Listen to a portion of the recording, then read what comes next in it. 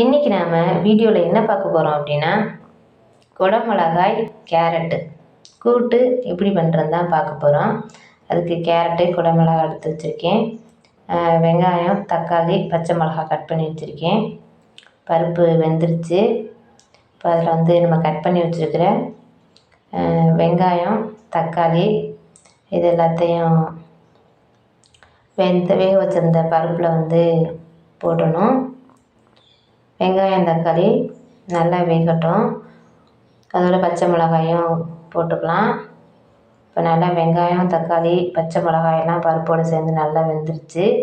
அடுத்து குட்டி குட்டியாக கட் பண்ணி வச்ச கேரட்டை அதில் சேர்த்துக்குவோம். பருப்பில் கேரட்டை சேர்த்துட்டு அடுத்து குட்டி குட்டியாக கட் பண்ணி வச்ச குடமிளகாய் பார்க்கவே ரொம்ப அழகாக இருக்குது பார்த்தீங்களா?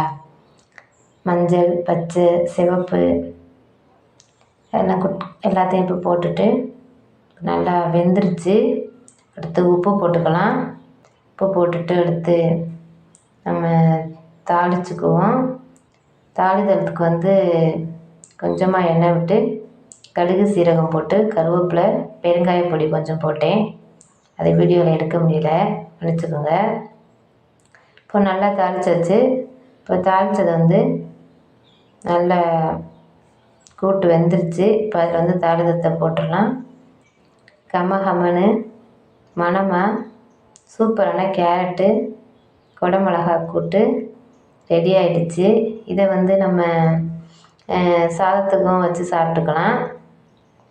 தோசைக்கு கூட வச்சு சாப்பிடலாம், சப்பாத்திக்கு வச்சு சாப்பிடலாம்.